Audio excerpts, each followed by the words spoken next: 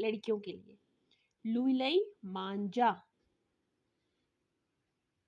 वो खाती है या वो खाता है। नॉय का मतलब होता है हम सब। नॉय मांजामो, हम सब खाते हैं। वॉय मंजाते, तुम सब खाते हो। लोरो मांजानो, वो सब खाते हैं। वो सब जो थर्ड पर्सन है, जो हमारे सामने लोग नहीं है, ये उनकी बात हो रही है। तो आपकी आसानी के लिए मैंने अभी इसको लिखा भी है उर्दू में और साथ इटालियन में, तो पहले हम वो देखते हैं। आप देख सकते हैं मैंने लिखा है इयो मांजो, मैं खाती हूँ।